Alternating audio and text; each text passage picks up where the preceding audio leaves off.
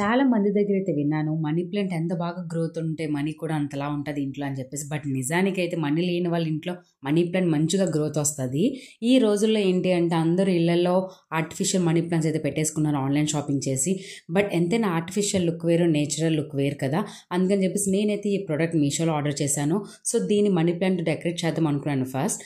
But సరే బుద్ధ పెట్టి చూద్దామని చెప్పేసి బుద్ధ పెట్టేసి ప్లాస్టిక్ ప్లాంట్స్ అయితే పెట్టాను. బట్ నాకైతే లుక్ అంత పర్ఫెక్ట్గా అంత నీట్గా లేదు. సో అందుకని చెప్పేసి గ్లాస్ జార్ తీసుకొని వాటర్తో అయితే ఫిల్ చేసేసి నా దగ్గర ఉన్న మనీ ప్లాంట్లో చిన్న చిన్న మనీ ప్లాంట్స్ అయితే కలెక్ట్ చేసుకున్నాను అందులో పెడదామని చెప్పేసి. అందుకని చెప్పేసి అవన్నీ కలెక్ట్ చేసి నీట్గా క్లీన్ చేసేసి అందులో అయితే పెట్టేసుకున్నాను.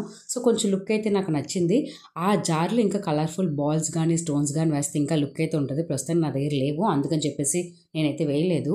ఇట్లా డెకరేట్ చేసుకొని అప్పుడు బుద్ధని పెట్టుకున్నాను నేను. అప్పుడు కొంచెం చూడగానే మంచిగా అనిపించింది. సో నాకైతే నచ్చింది. ఇదైతే మా అవుటర్ లుక్. మీకు కూడా నచ్చితే కామెంట్ చేయండి.